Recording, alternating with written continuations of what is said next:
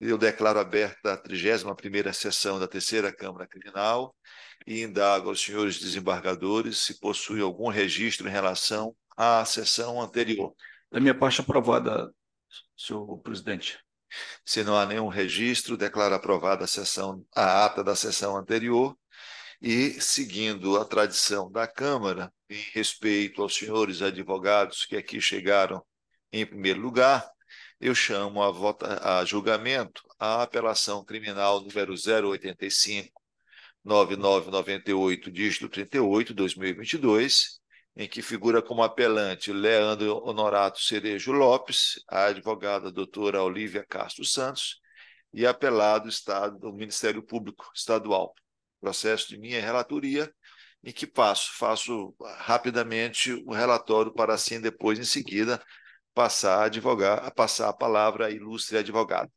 Trata-se de apelação criminal interposta por Leandro Honorato Cerejo Lopes, pugnando pela reforma da sentença proferida pelo meritíssimo juiz de direito da primeira vara de entorpecentes do termo judiciário de São Luís, que, ao julgar procedente a inicial acusatória, condenou o acusado nas sanções constantes do artigo 33 caput, combinado com o artigo 40, inciso 4 da Lei 11.343 de 2006, tráfico de drogas majorado pelo emprego de arma de fogo, a cumprir as penas de 2 anos e 4 meses de reclusão em regime inicial aberto, além de sanção pecuniária de 230 dias multa, sendo a pena privativa de liberdade substituída por 2 sanções restritivas de direito.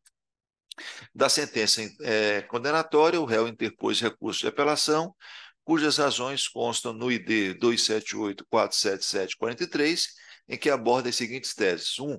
A condenação estaria lastreada em prova ilícita, porquanto fundada em apreensão realizada na sua residência sem o devido mandato judicial, sem sua expressa autorização e ainda sem fundadas suspeitas de ocorrência de flagrante delito, pelo que deveria a referida prova ser desentranhada dos autos, com a consequente decretação da sua absolvição ante a ausência de justa causa. 2. A sentença é nula por ter utilizado em sua fundamentação provas ilícitas, uma vez que não respeitada a sua cadeia de custódia, tendo havido adulteração do material apreendido e periciado. 3.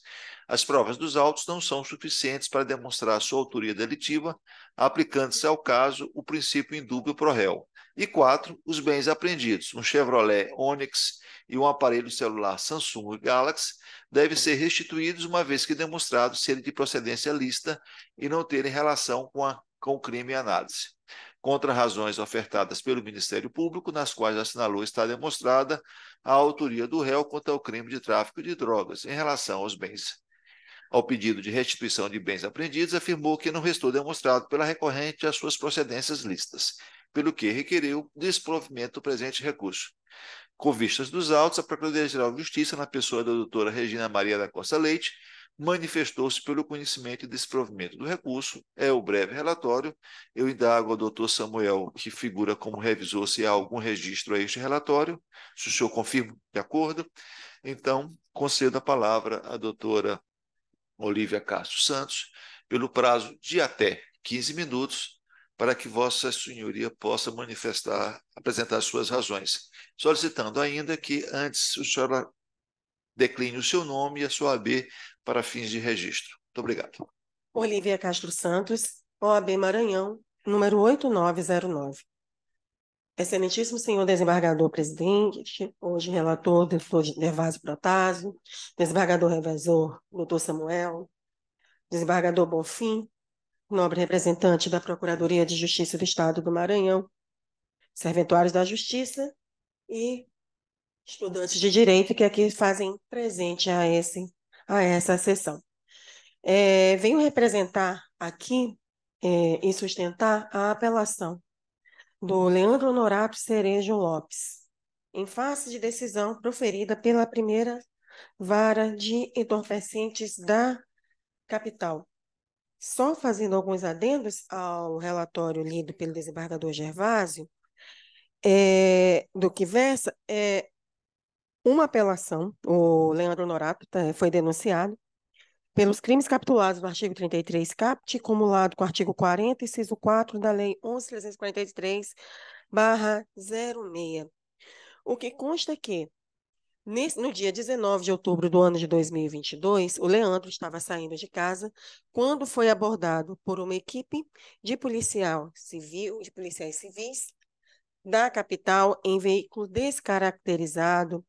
Foi juntado, até mesmo pela defesa, as filmagens e as câmeras de como foi procedida é, essa abordagem dos policiais, que eles afirmaram que supostamente receberam algumas denúncias de que na residência do acusado, do apelante existia um núcleo de venda, um ponto de venda de entorpecentes, e que eram várias denúncias. O primeiro ponto, já para ser um pouco mais objetivo, e tendo em vista que o desembargador já leu o relatório, o primeiro ponto que eu venho trazer.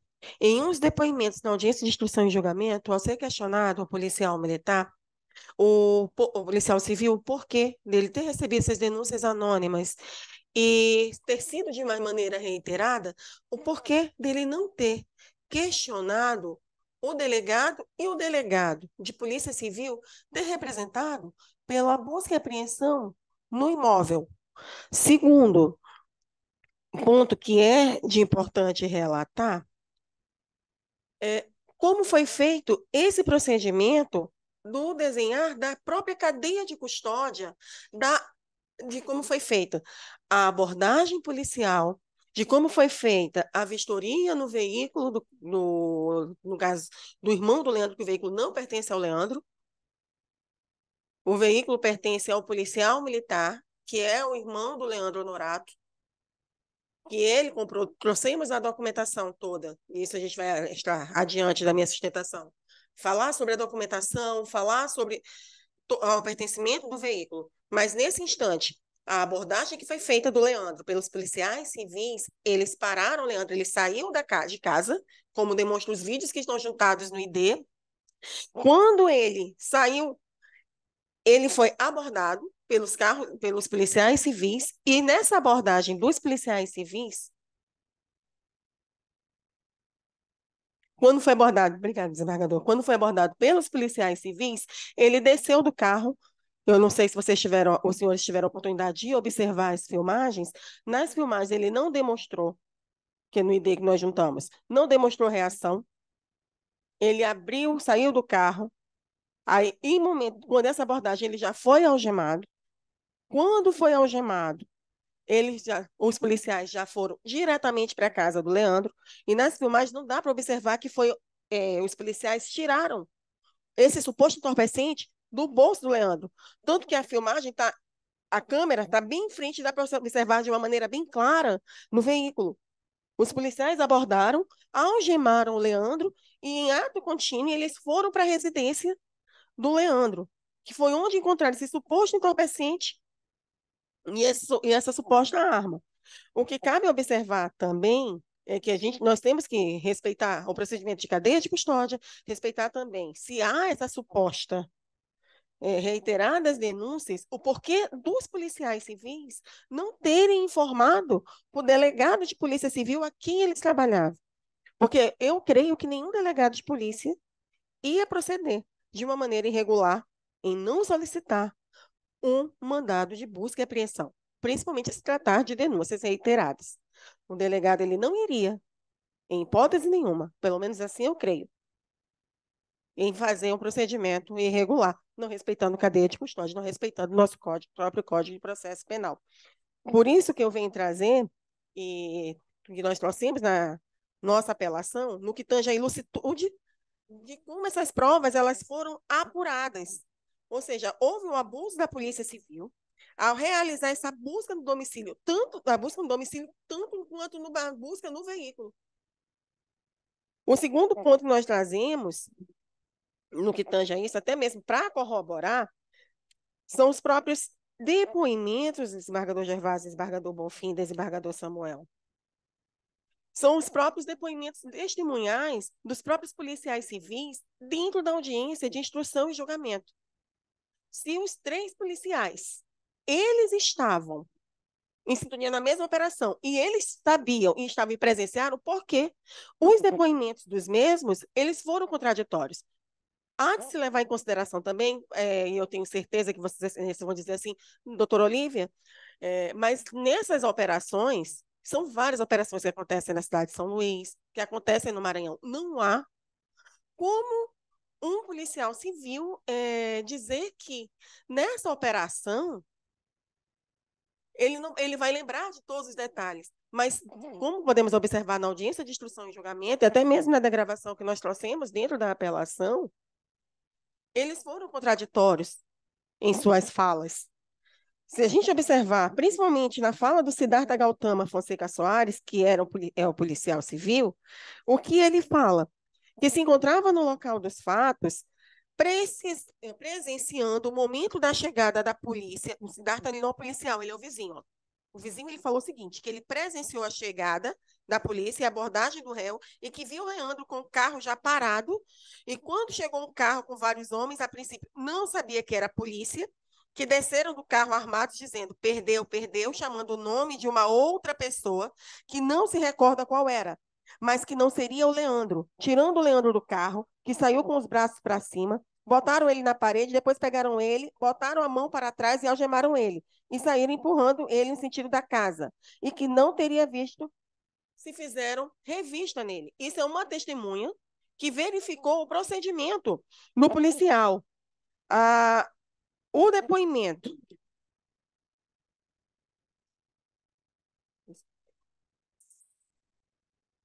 no que tange também, para poder já me adiantar e chegar no ponto da restituição do veículo, principalmente em discordar, me perdoe, nobre procuradora, mas discordar da questão do veículo que não foi trazida a documentação, mas nós trouxemos toda a documentação, doutora, se a senhora puder observar, de a quem pertence o veículo e de que ele foi adquirido de forma lícita. Nós trazemos agora, vou bater muito nesse ponto, e ainda em questão de prova, deixa eu só abrir a parte da minha anotação.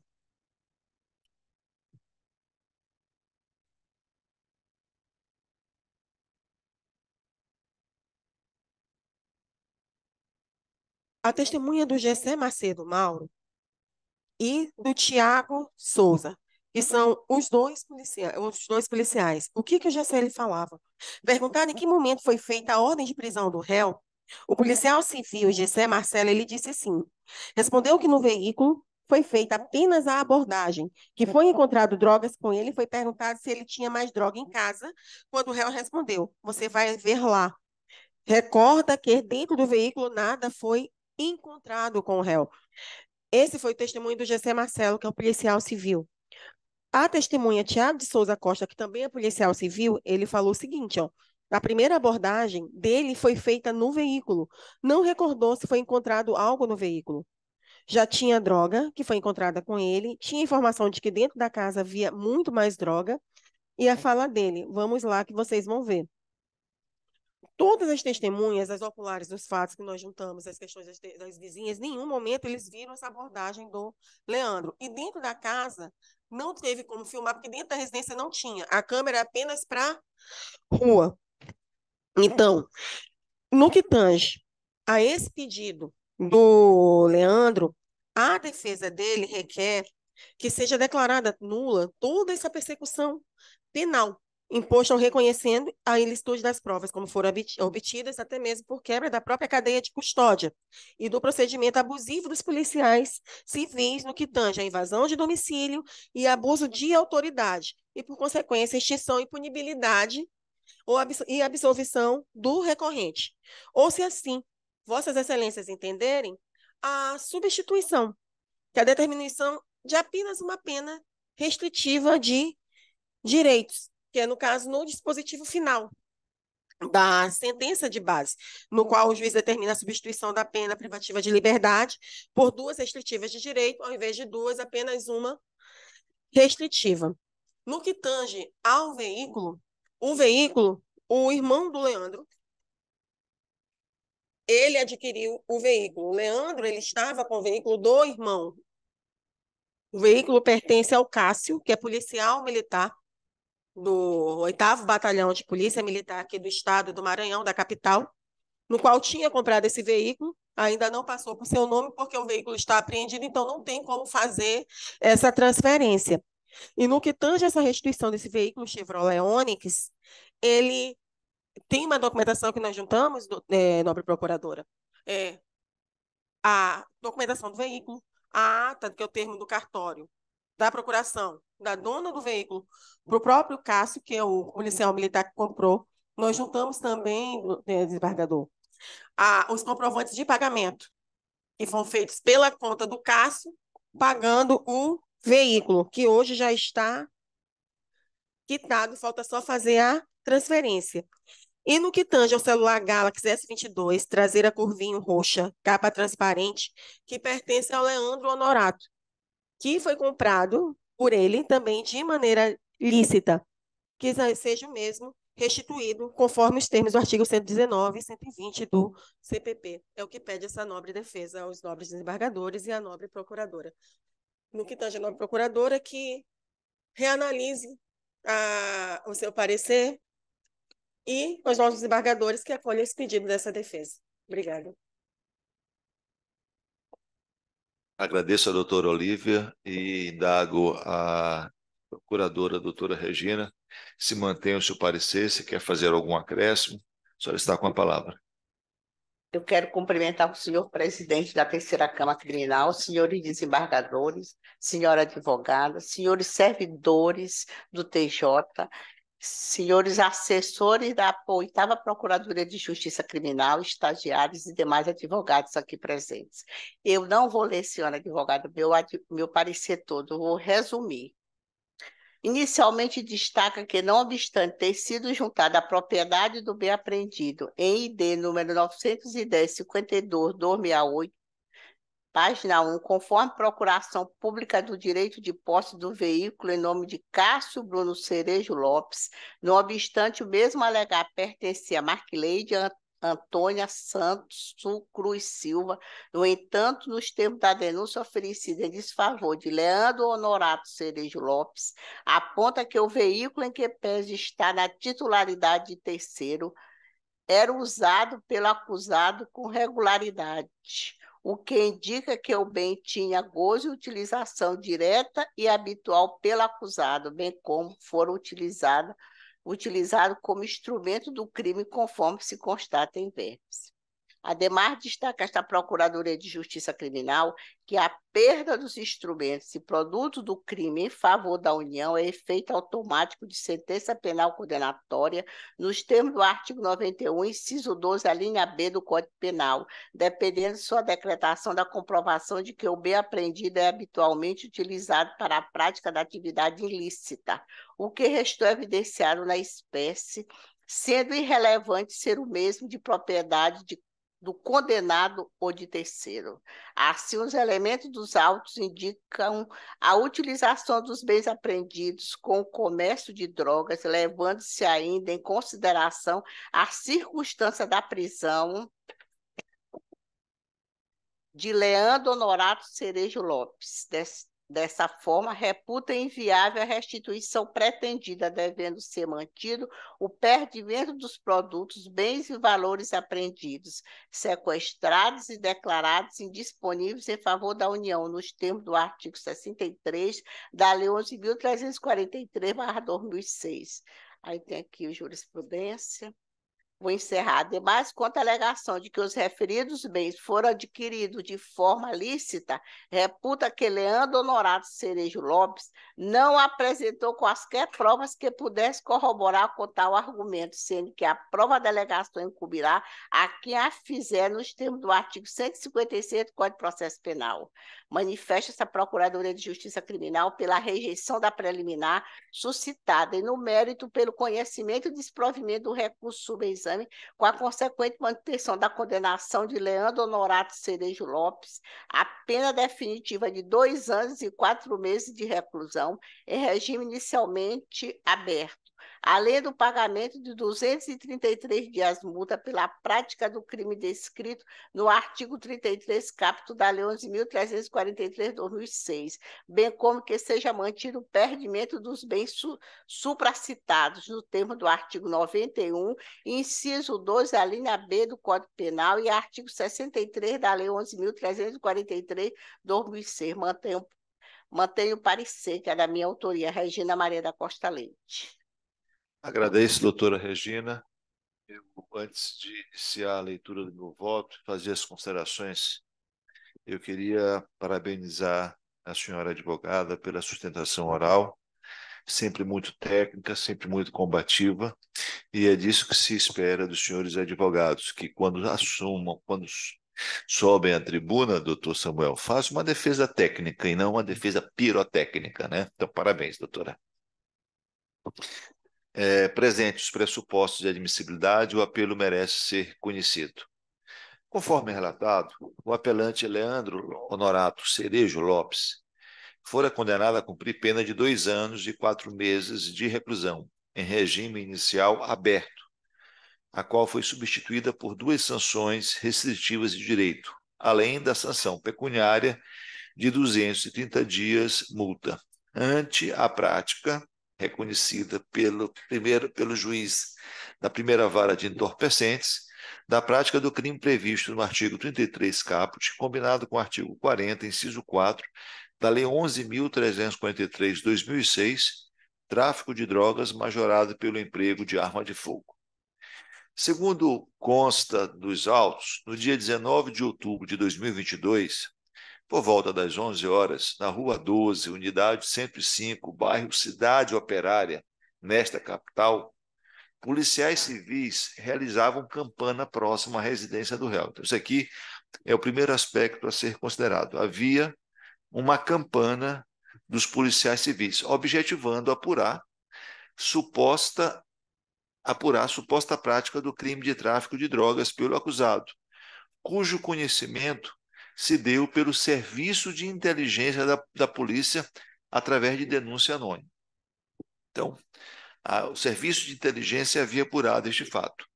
Na ocasião, após deixar sua residência dirigindo o automóvel Chevrolet Onix, objeto do pedido de restituição, o denunciado foi abordado por policiais que, ao realizarem busca pessoal, apreenderam consigo uma pequena porção de cocaína.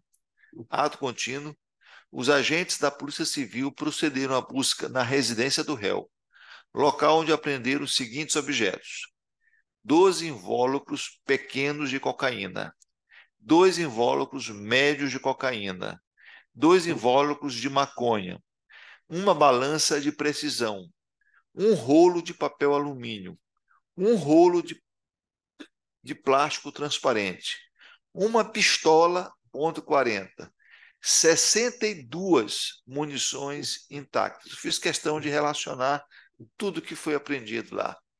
De tais fatos, resultou a prisão em flagrante do apelante. Assim, em resignado com a mencionada condenação, interpôs o réu, como bem assinalou a ilustre advogada da tribuna, o presente recurso, em que, lastreado na tese de ilegalidade das provas, suscitando preliminares de nulidade e, no mérito, argumentou a negativa, pelo menos no que diz respeito às razões apresentadas, de autoria, requerendo sua absolvição e a restituição dos bens apreendidos.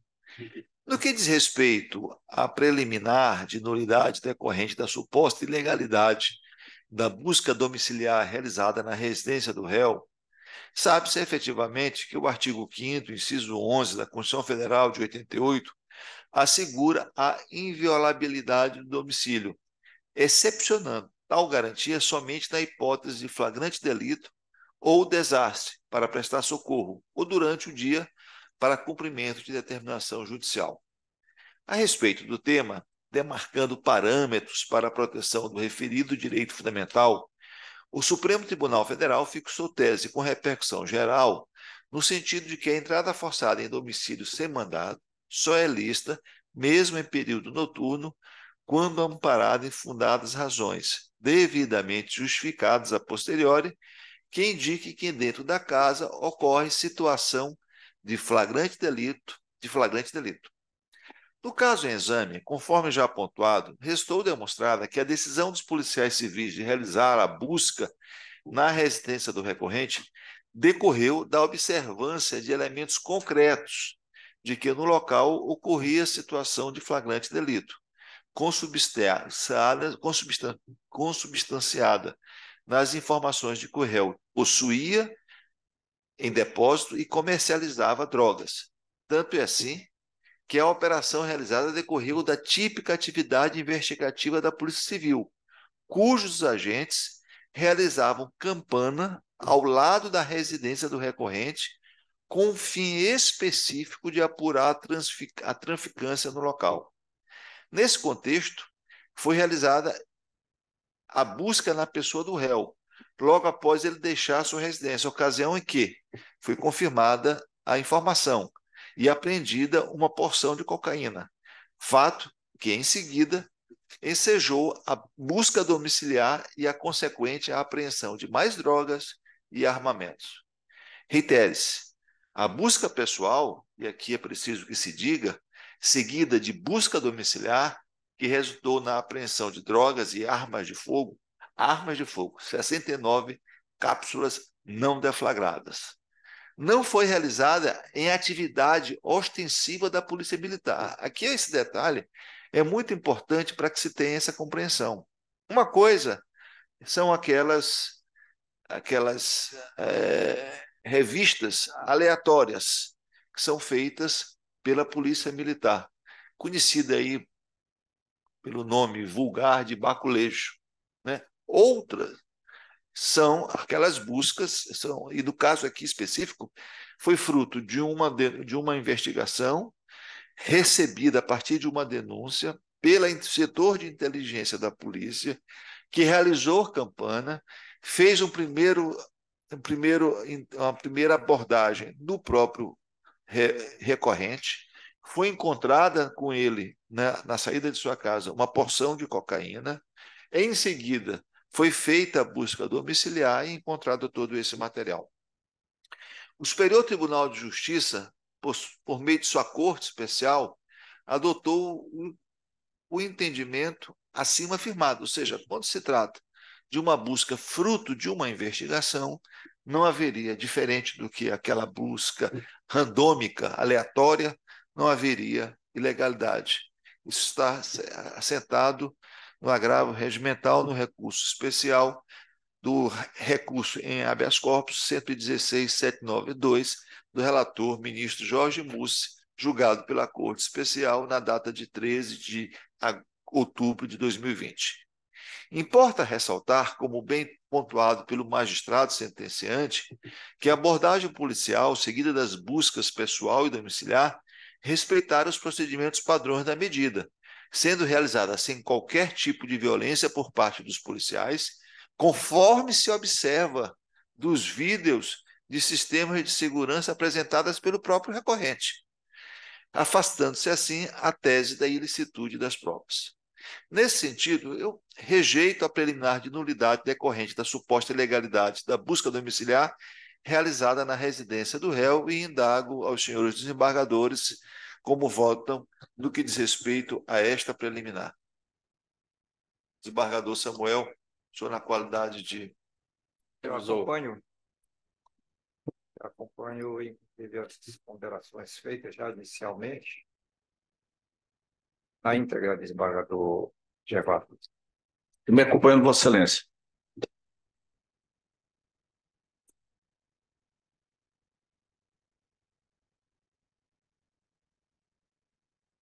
Prossigo, então. E aí me debruço em relação à segunda. Em relação à preliminar de nulidade, derivada da alegada ausência de cadeia de custódia das provas, também, com a devida venha a defesa, não me parece que assiste razão ao recorrente. Com efeito, tal metodologia, introduzida no Código de Processo Penal com o advento da Lei 13.964/2019, visa garantir a integridade e, por consequência, a credibilidade e prestabilidade da prova, bem como assegurar aos acusados o devido processo legal e os recursos a ele inerentes, como a ampla defesa, o contraditório e o direito à prova ilícita. Todavia, eventual violação na ritualística que documenta a história cronológica dos vestígios do crime não implica, de maneira obrigatória, na inadmissibilidade ou nulidade da prova colhida, como declarou o ministro Rogério Schietti no julgamento do habeas corpus número 653.515, Rio de Janeiro, de sua relatoria. Em circunstâncias tais, assinalou Sua Excelência que mostra-se mais adequada a posição que sustenta que as irregularidades constantes da cadeia de custódia devem ser sopesadas pelo magistrado, com todos os elementos produzidos na instrução, a fim de aferir se a prova é ou não confiável. HC 653.515, julgado no dia 1º de fevereiro de 2022. No caso em apreço, verifica-se ser genérica a alegação de que toda a cadeia de custódia da prova foi violada, não havendo especificação de quais delas estavam a padecer de tal vício. E todos nós assistimos à defesa, na sua articulação na tribuna, não ter apontado especificamente um ponto neste particular. Qual etapa da cadeia teria sido desrespeitada? E tampouco como a defesa, isso aqui é o essencial, como a defesa teria sido prejudicada em decorrência das supostas ilegalidades. A inconsistência da tese evidencia-se quando o recorrente faz menção à quebra da cadeia de custódia da prova pela autoridade policial com atuação no município de Miranda do Norte, Maranhão, que sequer teve atuação no presente feito. Em verdade, ao contrário do que afirma o apelante, o que se observa nos autos é todo um cuidado procedimental para manter e documentar a história cronológica dos materiais coletados no local do crime. O inquérito policial e os laudos periciais constantes dos autos demonstram bem isso.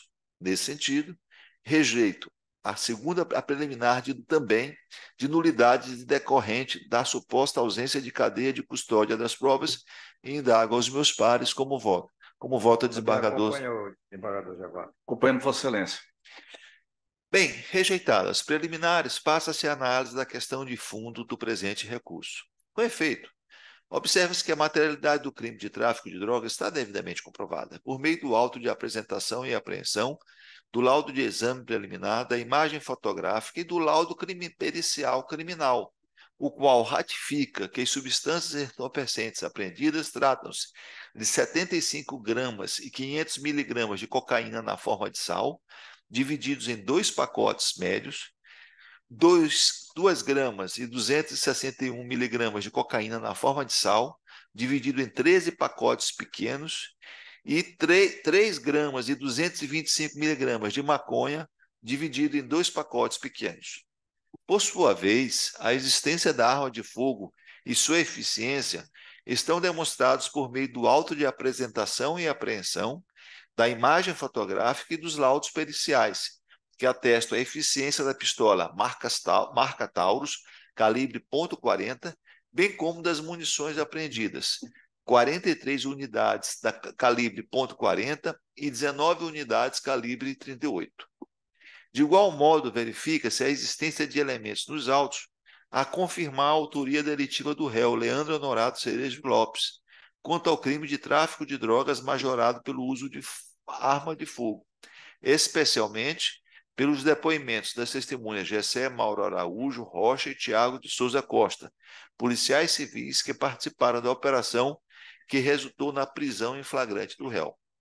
As apreensões na residência do recorrente de variada e sedimentada quantidade de droga, de apetrechos utilizados na traficância, tais como balança de precisão, papel alumínio e plástico transparente, assim como de relevante quantidade de armamentos, pistola .40 e 62 munições intactas, ratificam as informações prestadas em juízo pelos policiais civis, que participaram da operação, no sentido de que já tinham a informação de que o réu era traficante de drogas.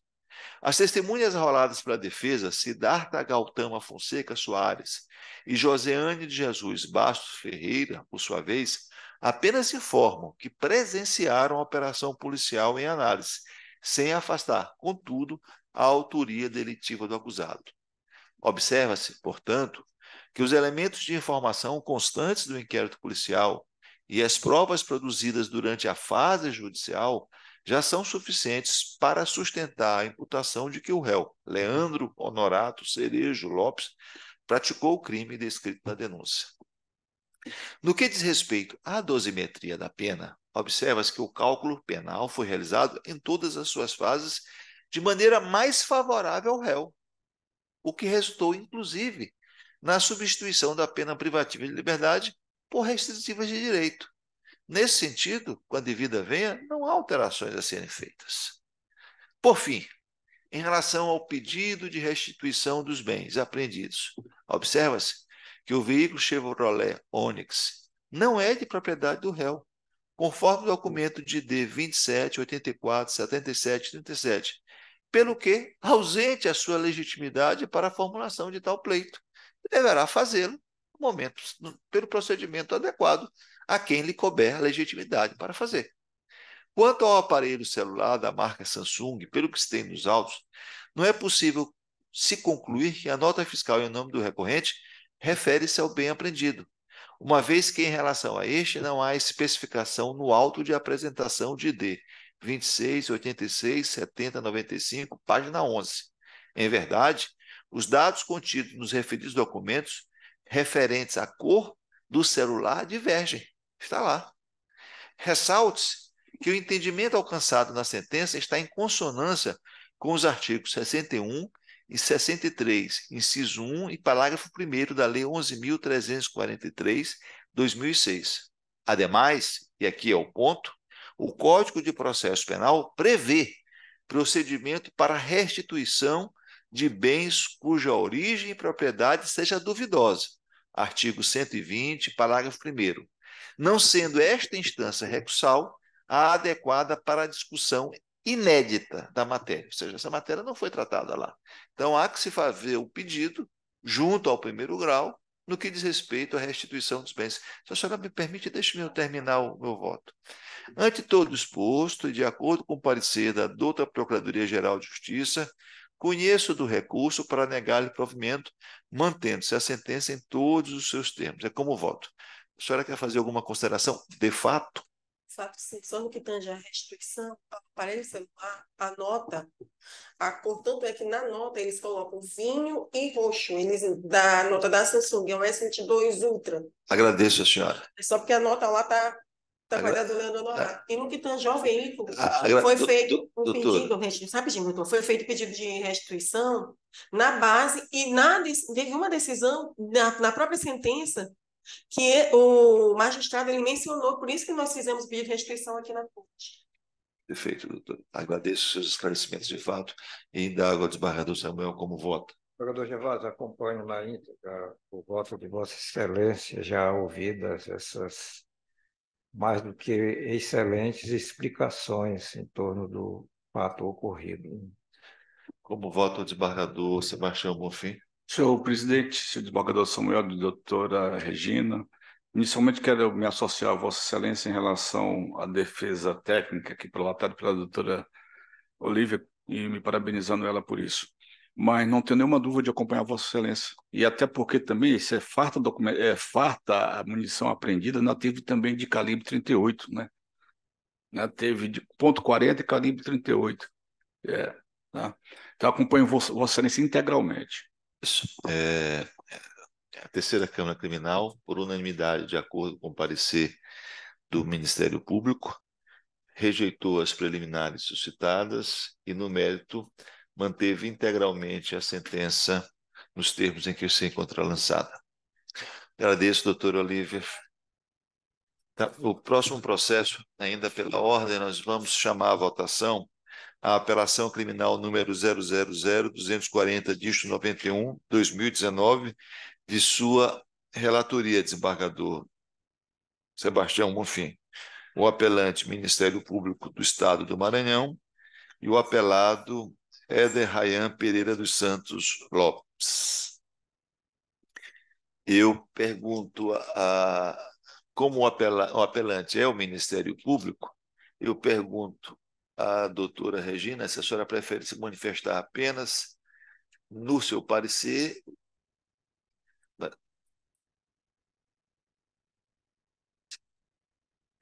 Apenas no parecer. Apenas no parecer. Perfeito. Então, eu concedo a palavra ao doutor. Vai me desculpar se minha pronúncia não consegue ser exata com o seu nome, mas aqui é Jimmy Daglison. Tá? O senhor me perdoe se eu traduzir. Então, o senhor está com a palavra pelo prazo de até 15 minutos. Peço apenas que o senhor, então, para fins de registro, consiga o seu nome, e aí eu vou aprender como pronunciar corretamente, e a sua Tem que OAB. fazer logo a relatora? É da sua relatoria, desembargador. Então, posso reler? Posso Pode. começar? Perdão, é verdade. Para fazer o relatório, exatamente. Senhor presidente, desembargador Gervásio Santos, senhor desembargador Samuel Souza, doutora Regina, procuradora de Justiça, senhor advogado, trata-se de apelação criminal interposta pelo Ministério Público Estadual contra a sentença prolatada pelo juízo da 4ª Vara da Comarca de Balsa, que, por força de um veredito do Conselho de Sentença, declarou a absolvição do apelado pela prática do crime de homicídio qualificado consumado em razão do reconhecimento de legítima defesa putativa. Colhe-se da denúncia que no dia 19 de setembro de 2019, por volta das 15 horas, na Rua da Vaquejada, no bairro Santa Rosa, São Pedro dos Crentes, Maranhão, no bar do Garçom Amigo, o apelado, com vontade livre e consciente, ceifou a vida de Delon Barros de Oliveira ao proferir 2 disparos de um rifle calibre 22 na cabeça, sem possibilitar qualquer chance de defesa para a vítima, tendo fugido e abandonado a arma do crime próximo ao local dos fatos. Em suas razões recursais, o parquet sustenta que houve violação ao artigo 474, alinhado ao Código Penal, em razão do advogado de defesa ter insistentemente atacado a honra da vítima e de seus familiares, questionando as testemunhas sobre os fatos não alterados aos descuido dos presentes autos. As conclusões do júri foram manifestamente contrárias às provas dos autos, ao argumento de que a autoria e a materialidade delitiva está robustamente demonstrada pelos depoimentos das testemunhas oculares, pela confissão do apelado em todos os momentos em que foi ouvido. Assim, requer a declaração de nulidade da decisão do júri, na forma do artigo 593, inciso 3º, a linha D do Código de Processo Penal, para que o réu seja submetido a novo julgamento. Contra as razões apresentadas pelo apelado, via das quais pugna pelo conhecimento e desprovimento do recurso, mantendo-se as conclusões do jurado, sob o fundamento de que os questionamentos feitos às testemunhas foram referentes aos fatos públicos que subsidiavam a tese acusatória e que também havia sido realizadas na primeira fase do júri. Ademais, aduz que a decisão do jurado baseou-se na tese defensiva da excludente da ilicitude putativa, o que encontra amparo nas provas produzidas. Está a se manifestar a Procuradoria-Geral de Justiça, por meio do parecer da lavra do eminente procurador Joaquim Henrique de Carvalho Lobato, opinou pelo conhecimento e desprovimento do recurso, a fim de que o apelado seja submetido a novo julgamento pelo Tribunal do Júri. É o relatório, senhor presidente. Agradeço, desembargador Sebastião Bonfim, mantenho o relatório, estou de acordo com o relatório. Então, concedo a palavra ao advogado do apelado e peço que consigam o seu nome e a sua AB. Inclusive, com a palavra, doutor, pelo prazo de até 15 minutos. Obrigado, doutor desembargador Gervásio, presidente dessa Igreja Câmara. Meu nome é Jimmy Daglison Silva de Souza, minha OAB é a 11.426 do Maranhão. Mas antes de adentrar as razões, ou melhor dizendo, as contrarrazões do recurso, eu queria levantar uma questão de ordem que pode ser decidida aqui rapidamente por Vossas Excelências. Uma vez que se trata de recurso exclusivo do Ministério Público, eu pugnaria pelas as razões orais, digamos assim, do MP, primeiramente, a fim de que possa oportunizar o contraditório devido da parte contrária.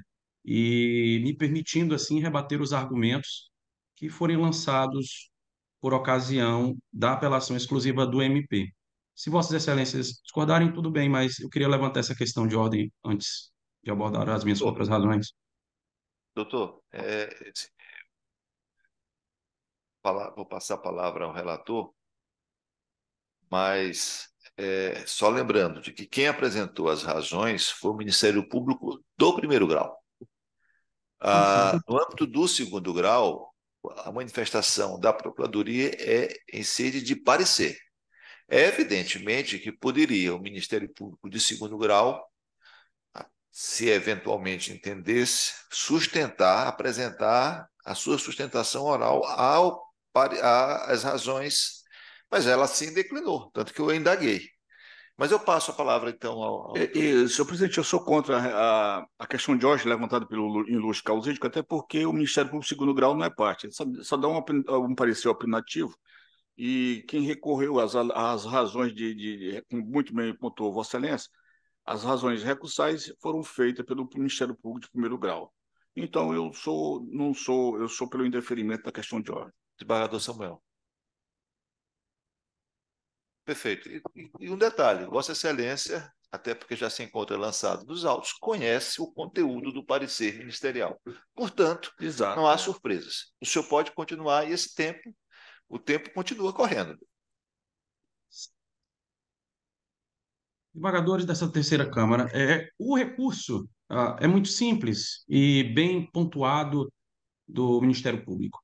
Alega o Ministério Público que, no julgamento da sessão do Tribunal do Júri, ocorrida ali na cidade de São Pedro dos Crentes, houve violação do artigo 474-A do CPP. Mas aqui é importante também delimitarmos de que maneira o Ministério Público de primeiro grau se manifestou em suas razões a respeito de suposta violação desse artigo. Abre aspas, diz assim: de fato, insistentemente atacou a honra da vítima, de seus familiares, questionando testemunhas sobre fatos não atrelados ou discutidos nos presentes autos, a fim de atribuir à vítima má personalidade, gerando antipatia no jurado e no conselho de sentença. Ponto. Continua o MP. Em outras palavras, a tese de defesa apresentada em plenário, pasmem, excelências, foi o de que a vítima morreu porque merecia. O ponto inicial de minha sustentação reside especialmente nessas últimas declarações do MP, porque no critério da defesa não existe razão aqui. As intervenções que foram feitas pelo juiz-presidente naquele momento em que foram alegadas ali as unidades foram suficientes para afastá-las. Muitas das perguntas, o juiz-presidente afastou, pediu que fosse formulada uma outra pergunta, e assim foi feito, nulidade superada, se existente. Mas a questão aí, a meu sentir, é um pouco mais grave, porque a afirmação de que a tese de defesa exposta aos jurados foi de merecimento da morte da vítima, ela escapa até aos limites permitidos de uma oratória ou de uma retórica lógica, porque parte de um raciocínio, excelências, completamente apartado da realidade. Em nenhum momento, fosse nas alegações finais, no rese, ou mesmo durante o julgamento da sessão do Tribunal do Júri, a defesa sustentou que ali a vítima deveria morrer porque merecia. Tese completamente deslocada, que não há nos autos em nenhum lugar. Então, a afirmação aqui, já nas razões do MP, de que a tese, em outras palavras, seria essa, ela não tem substrato algum com a realidade fática. Há um livro bastante conhecido chamado Tratado da Argumentação e Retórica do estudioso da matéria chamado Chaim Perelman. E uma das regras preliminares que ele nos ensina a respeito da argumentação e do debate público é que partamos de um denominador comum. É impossível, inclusive, a defesa argumentar, ou pelo menos desenvolver, ou as partes, os debatedores desenvolverem argumentações lógicas, quando se parte de um denominador entre aspas, comum, que não existe, que é incomum, que não existiu nos autos. Portanto, Excelência, esse é o primeiro ponto que a defesa merece a análise acurada desta egrégia Câmara. Desde a instrução, a tese sustentada, portanto, foi a de que o comportamento da vítima, que incluía uma tentativa de homicídio e ameaças posteriores contra o apelante, bem como outras conhecidas e feitas no seio da sociedade, inclusive em praça pública lá, alimentava o receio tenebroso de que a presença dele, vítima, de que poderia acontecer novamente. Ora, eu havia ali no banco dos réus uma pessoa que perdeu o movimento de um dos braços em razão das diversas facadas que havia recebido. E eu não poderia indagar desse passado? O réu foi ameaçado naquele mesmo dia em que desferiu os tiros contra a vítima. E a vítima insinuou utilizar-se de uma arma de fogo quando foi abordada por aquele. Ora, portanto, como compreender esse desespero infernal, o medo abissal, a humilhação quase diária que sofria o acusado naquele momento, decorrente de todo um passado de sofrimento nas mãos daquele que tentou lhe assassinar e que o levou a agir como agiu, em evidente e legítima defesa, ainda que putativa, porque essa foi uma das teses. Somente indagando as testemunhas é o apelado que havia ocorrido anteriormente. O promotor de justiça, em verdade, com a devida vênia, pensa que o fato penal submetido ao julgamento é talvez uma pequena ilha envolta às águas do esquecimento e da solidão. E não é assim. Nós sabemos que o julgamento do tribunal do júri ele envolve uma realidade muito mais ampla do que aquela descortinada nos autos. Aliás, as mesmas indagações feitas às testemunhas na fase de plenário foram exatamente mesmas feitas na primeira fase, de que eu, como advogado, participei. Se de fato houvesse tido algum prejuízo, e ele não demonstrou esse prejuízo aqui, não passou pelo crivo do Paz de Luther Sansgriffe, e isso era tudo guardado na unidade lá na primeira fase.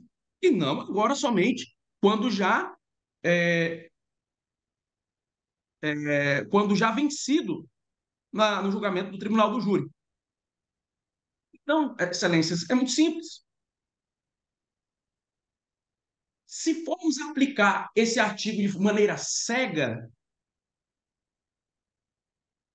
nós vamos ter a seguinte situação. Em nenhum julgamento do Tribunal do Júri, nós conseguiremos abordar o passado da vítima. E o passado da vítima é importante para o julgamento dos autos. É importante que o artigo 59 do Código Penal tem como elemento para a dosimetria o comportamento da vítima.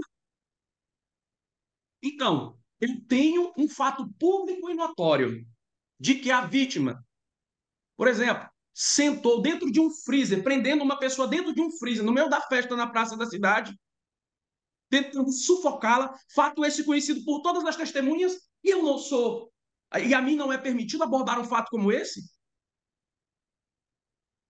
Se eu tenho medo de uma pessoa, esse medo deve estar fundamentado em algo, e não apenas nas ilações, nas elucubrações que eu possa ter, dissociado de qualquer fato. Não, é preciso estar associado a algum fato. E que fato é esse?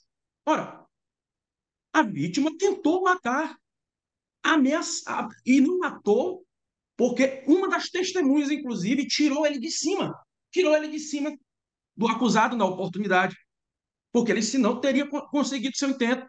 O acusado apareceu no julgamento com um dos braços já perdido o movimento.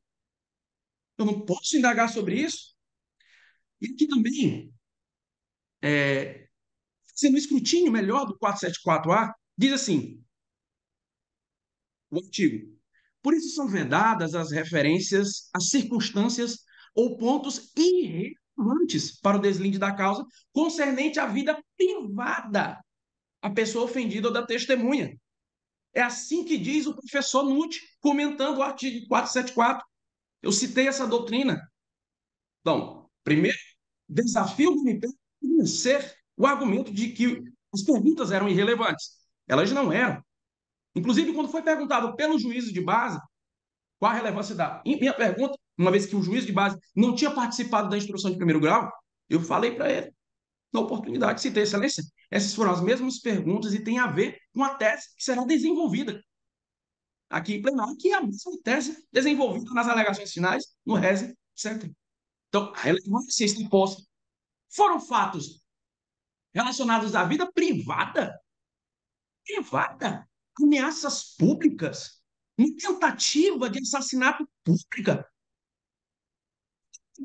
Assassinato, isso diz respeito à vida privada.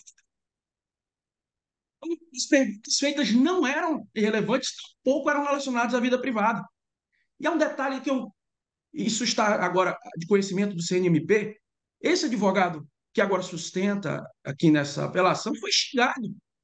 Eu constei isso em atas. Vossas Excelências olharem a ata de julgamento, verão que eu constei em ata. Porque nessa mesma sessão, eu fui chamado de moleque. Fui chamado de moleque. E consta em ata. E estou levando isso à corregedoria e ao CNMP, porque eu não me utilizo de ofensas desse nível para poder sustentar minha tese. Agora, lá, tive essa ofensa proferida contra mim. Talvez o promotor pensou que eu pudesse rebatê-lo na mesma moeda, mas não. Ao ser xingado, eu agi de maneira técnica e pedi que fosse constado em ata, como também está contido a declaração dele nos vídeos, no vídeo que foi juntado. Portanto, ele não apontou especificamente, inclusive isso é de se colocar, o MP também não apontou quais perguntas formuladas ou declarações em plenário mereciam a decretação de nulidade. Se Vossas Excelências lerem as razões do MP e eu em seguida lhes perguntarem, Excelências, membros dessa Igreja Câmara, quais foram as perguntas formuladas ou declarações em plenário que merecem a decretação de nulidade? Vossas Excelências não encontrarão. E esse é um dever do apelante, de maneira que isso indica até mesmo contraditório. Mas como eu tenho conhecimento dos fatos, posso rebatê-las de maneira concreta. Mas imagine que fosse um outro advogado sustentando aqui que não fez esse júri. Eu saberia. Vossas Excelências também não sabem. E isso não é ônus da defesa, é ônus da acusação. Dito isto, e partindo para encerrar, dá a entender, às vezes, que, pelo parecer do MP, dá a entender que, havendo a resposta positiva ao quesito da materialidade da autoria, não restaria outra alternativa, como se fosse um dever dos jurados de condenarem. E sabemos que não é assim. Inclusive, um dos argumentos utilizados no parecer do MP, em segundo grau, foi de que até mesmo a clemência, né, não mereceria essa abertura hermenêutica dada à resposta do terceiro júri. Mas nem de clemência se trata. Nem de clemência se trata. Houve uma tese desenvolvida, sustentada com base nos fatos, para então ser apreciada. Houve apreciação. Agora, se todas as vezes que houver a resposta positiva ao primeiro quesito da materialidade, ao segundo quesito da autoria e a terceira, a obrigatoriedade de ser a condenação, já não, então, resta trabalho à defesa. Vamos deixar, inclusive, somente a polícia, porque materialidade e autoria já são definidos lá, não de maneira, claro, não de maneira definitiva. Se não há como trabalhar outros requisitos, outras teses, não há necessidade sequer da defesa, não há necessidade do tribunal do júri, não há necessidade da avaliação de parcela do povo sobre aquele que cometeu um suposto delito. Então, Excelências, a defesa sustenta aqui que o recurso merece ser conhecido, evidentemente, mas não deve ser provido por ausência, primeiramente, de qualquer adesão à realidade, uma vez que a tese sustentada não foi essa dita pelo Ministério Público em seu parecer, e, em segundo lugar, porque não houve demonstração de prejuízo, não houve indicação de quais perguntas ou declarações foram as violadoras do artigo 474-A, e terceiro, porque julgamento Doutor, seu tempo divergente está encerrado, daquilo doutor. que pede a defesa, terminando já, Excelência, Doutor, seu tempo está divergiria encerrado, completamente doutor. da jurisprudência e da doutrina. Assim se manifesta. Muitíssimo obrigado. Agradeço, doutor. Como se manifesta o Ministério Público?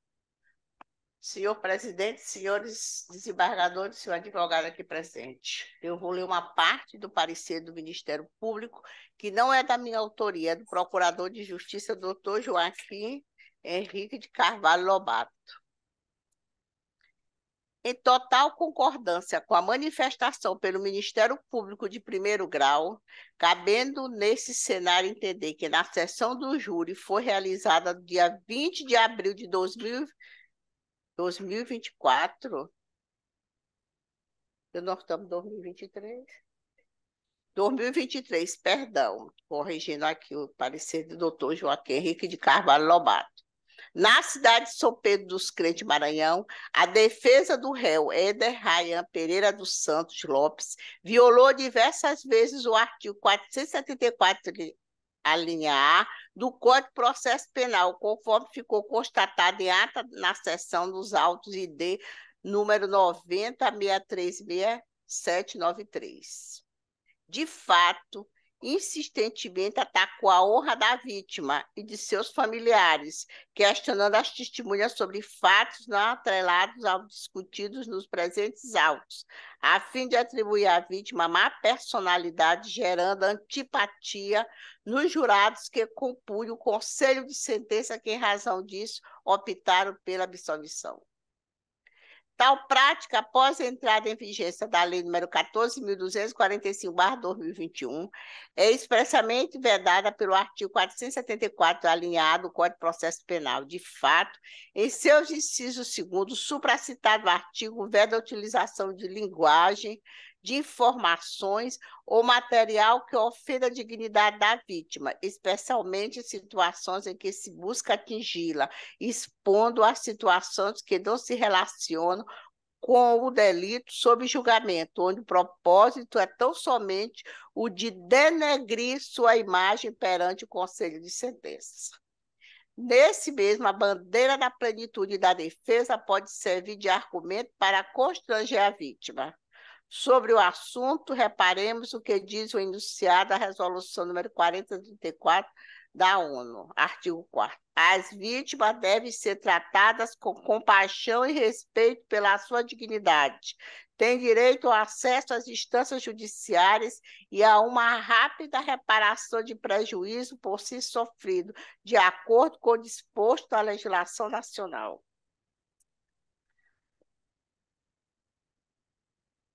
Não se pode negar que a intervenção institucional provoca com maior ou menor intensidade constrangimento à vítima. O simples fato de ter que rememorar, nesse caso, a família da vítima, o crime já serve de campo fértil para a revitimização. Logo, não tem como ser evitada por completo, mas deve ser reduzida ao máximo. O artigo 474, a linha A, hora em análise, foi mais longe, impondo não só aos servidores públicos integrantes das instituições que compõem o sistema de segurança pública, mas a todas as partes e demais sujeitos processuais presentes no ato. Fecha aspas. O respeito à dignidade da vítima sob pena de responsabilização civil, pena administrativa, vendo, assim como afirmado, a manifestação sobre circunstâncias ou elementos alheios aos fatos objeto de apuração nos autos, inciso 1, e ainda a utilização de linguagem de informações ou de material que ofenda a dignidade da vítima de testemunhas, inciso 2. Nesse sentido, fácil verificar a violação direta e recorrente por parte da defesa do referido dispositivo, conforme se pode constatar da ata da sentença, cujo teor no ponto é abaixo transcrito. Acusação política. Sendo assim, entende o Ministério Público que, por ocorrer violação ao artigo 474, inciso A, a linha A do Código de Processo Penal, inúmeras vezes a sessão ocorrida no dia 20 de abril de 2023, na cidade de São Pedro dos Crentes, Maranhão, deve ser declarada nula, devendo o réu ser submetido a novo julgamento nos termos do artigo 593, inciso 12, a linha A do Código de Processo Penal. Em relação ao julgamento dos jurados, manifestamente contrário à prova dos autos, da presença do ânimo decante, sustentou o Ministério Público pela condenação com supedâneo nas provas categóricas dos autos. O Conselho de Sentença absolveu contrariedade aos informes produzidos do réu Eider Rayan Pereira dos Santos. Não podendo haver concordância quanto ao reconhecimento, eis que houve um veredito contrário a provas estampadas dos autos, notadamente quando, no final, se observa que os jurados, apesar de decidir por maioria que a materialidade e a autoria do crime de homicídio contra a vítima, Deleon Barros Oliveira, estariam demonstrados, também decidiram por maioria que o réu deveria ser absolvido. 483, parágrafo 2º do CPP. Vou encerrar agora.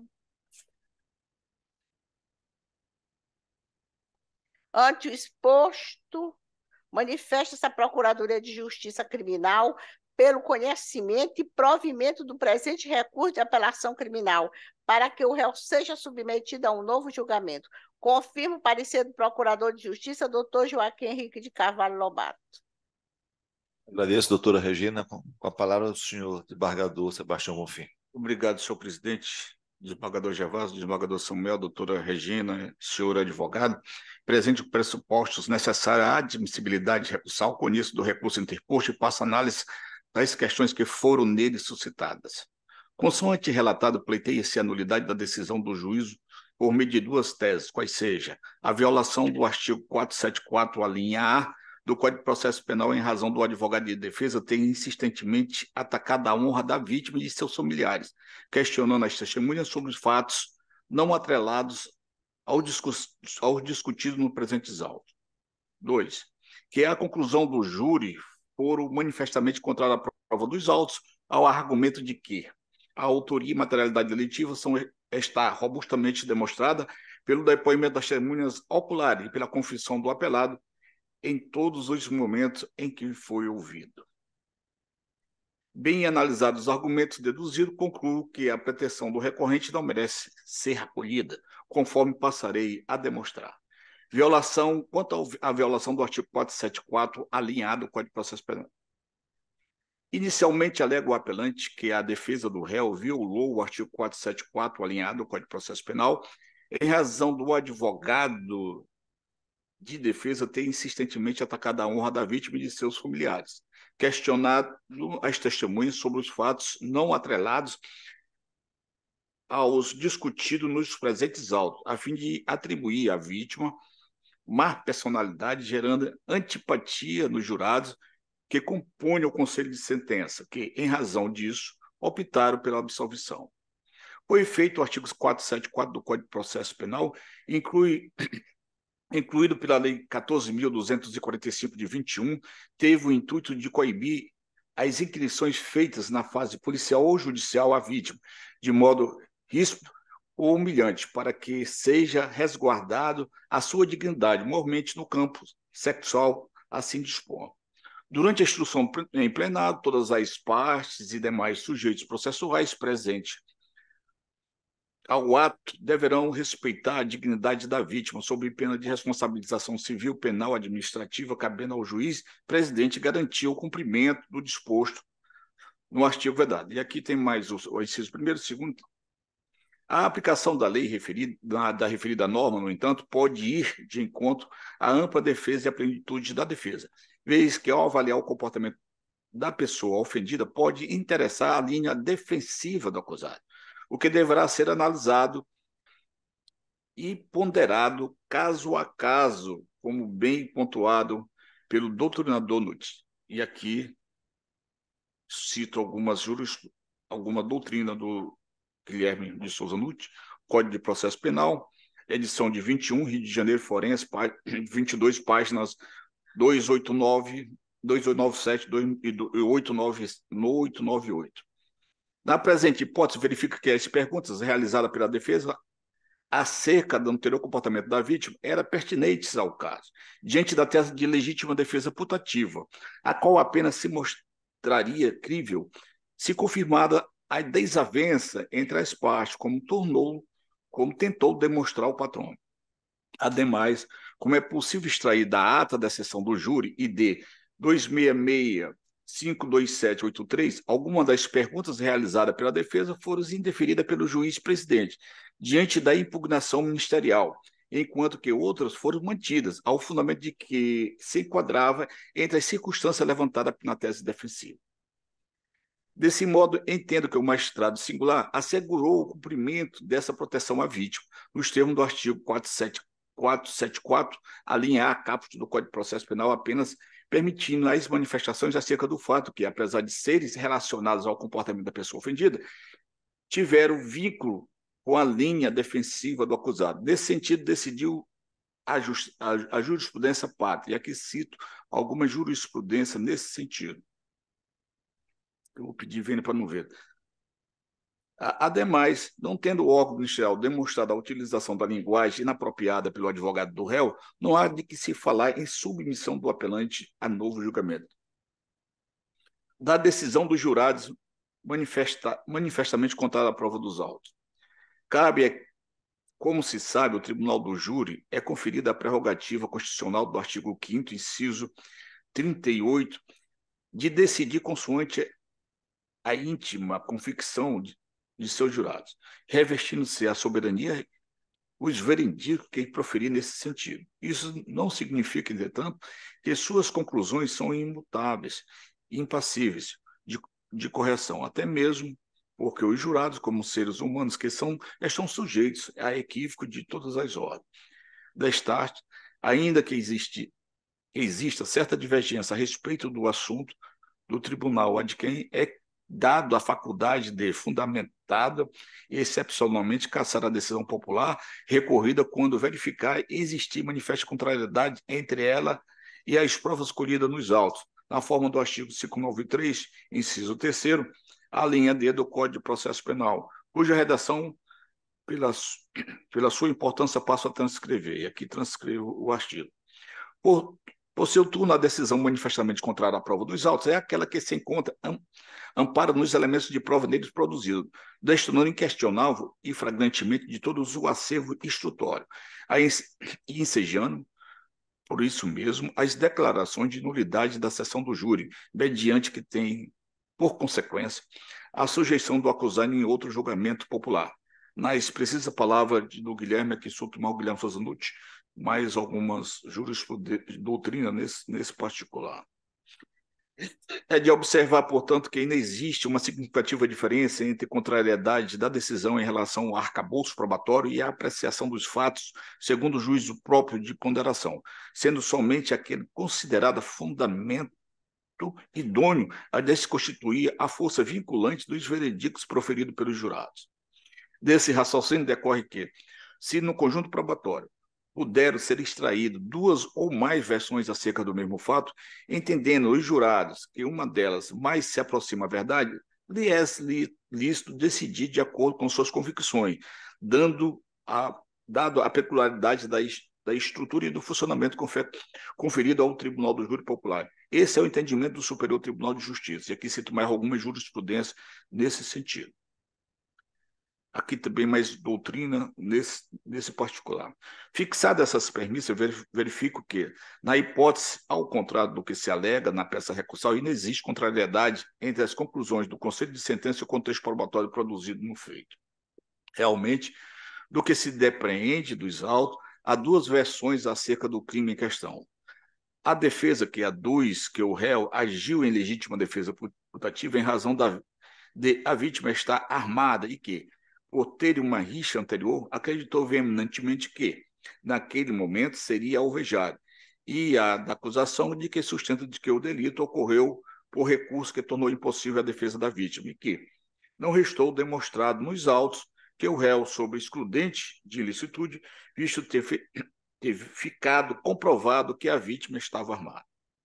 Com base nisso, verifico que os depoimentos testemunhais permitem e colaboram ambas as teses, pois enquanto alguns relatam que não houve qualquer discussão prévia entre o apelante e a vítima e que esta não estava armada no dia dos fatos, outros afirmam que a vítima estava sim armada, como de costume, que era costumeiro andar armado, e que chegou ao bar provocando o réu. Vejamos, aí aqui cito o depoimento das testemunhas, que são longos, são 4 testemunhas que menciona nesse particular, que são o senhor Vanderlei Passos Arruda, depoimento de D 33842845, o senhor Clérisvan Jorge da Silva Barro, depoimento de D 33842845, o senhor Jonilson Barro de Araújo, depoimento de D 33842845, o senhor Granzanildo Ribeiro da Silva,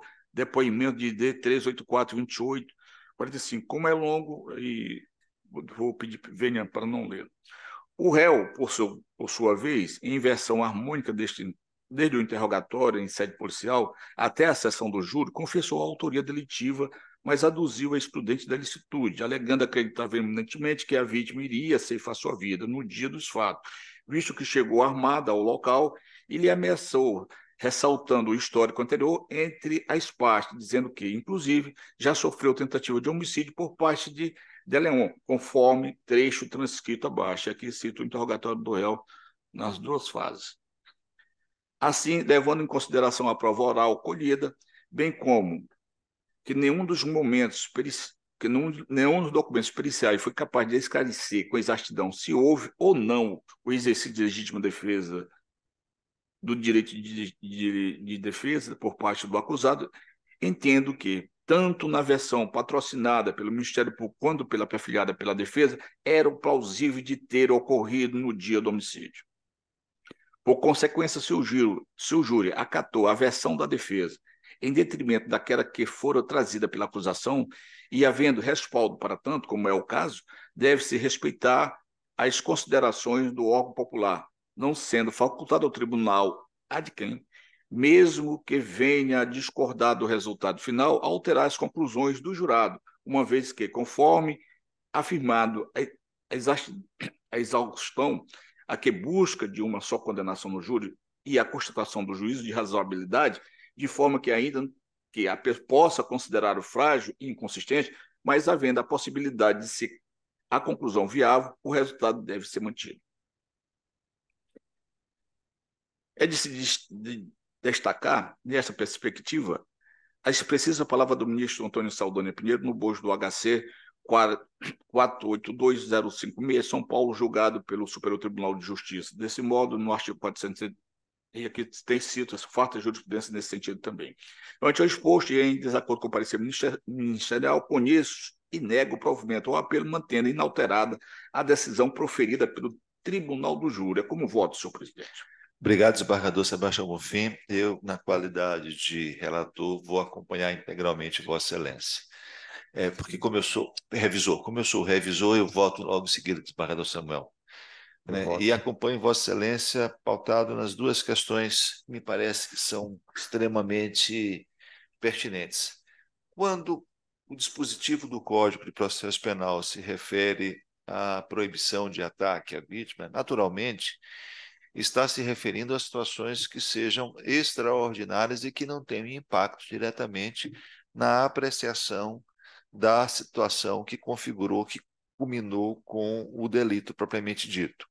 E no segundo aspecto, que é justamente a alegação de legítima defesa, ainda que putativa, há que se considerar que o Tribunal do Júri Popular ele tem uma característica que talvez seja uma característica que, a meu ver, o justifica, não obstante, eventualmente, aqui e acolá tenhamos críticas à sua existência, que é o fato de que as pessoas, sobretudo nas pequenas comunidades, as pessoas não só têm conhecimento dos fatos ali trazidos a plenário, como conhecem a vida, quer da vítima e quer do acusado.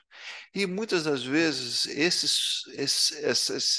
essas informações exógenas, e não apenas as endógenas processuais, são consideradas para a decisão. De maneira que eu não tenho dúvida em acompanhar Vossa Excelência, indagando na qualidade de revisor, indagando a Vossa Excelência, desembargador Samuel, como vota, como vota o senhor?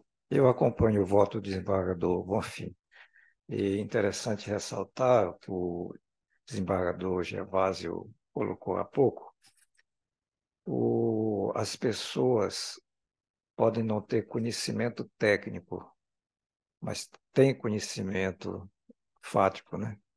Conhece o que se passa na comunidade, comportamento da vítima, o do acusado, e muitas vezes também das testemunhas, né?